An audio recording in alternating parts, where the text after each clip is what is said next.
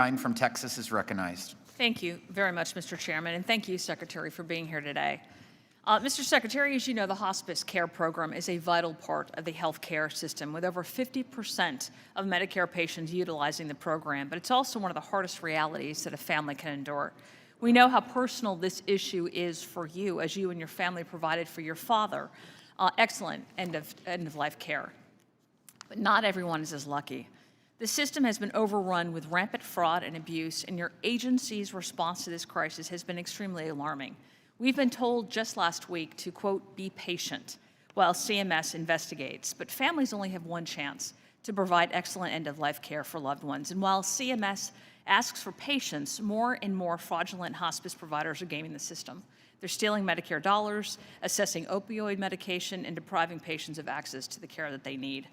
Mr. Chairman, I asked for unanimous consent to enter into record the ProPublica article entitled Endgame, How the Visionary Hospice Movement Became a Nonprofit Hustle. Without objection, so ordered. So, Mr. Secretary, we're well beyond the time to be patient, and the time for action is now. Families deserve more from this administration. We have a bipartisan group of lawmakers, including my colleague from Oregon, Mr. Blumenauer, ready to address this issue. And Mr. Secretary, you served as a member of Congress representing Los Angeles County and on this committee at a time when your district was seeing an increase in fraudulent hospice activity. You also served as the Attorney General of California as this crisis continued to build. Now you're HHS Secretary.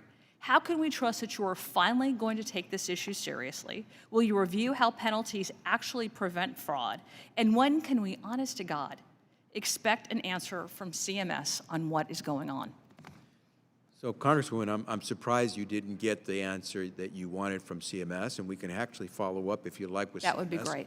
But they're not sitting around. We're acting aggressively. In fact, in this budget, we're asking for money to do exactly that, to go after the fraud and the abuse that's going on. And I appreciate that you're doing this. And I know, look, we have 3.5 minutes because you limited your time in front of this committee. I'm going to be following up with requesting a legitimate answer in writing from your office. Now, I know that you actually do have a history of not responding to our requests for information from this committee, so I'm going to ask you, will you commit to answering my questions, which will be submitted for the record regarding hospice care? Congresswoman, having been a former member of Congress who made requests for answers in writing. So is that a yes?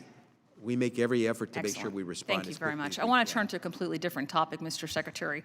Approximately 100 facilities nationwide, also known as pediatric transgender clinics, are performing gender-affirming treatment in the form of hormone therapy on surgery on children at age 11 or younger.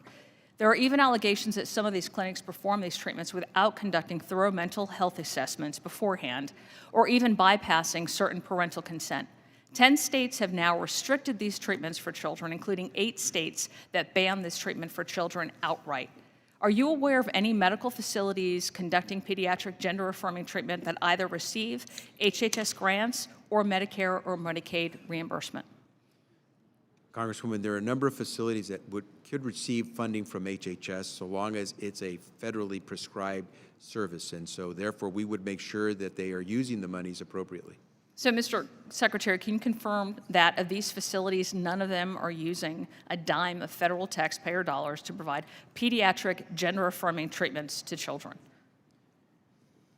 Congresswoman, those facilities are under law required to make sure they are using any federally provided money in the appropriate way. So they are, or they are not providing that service?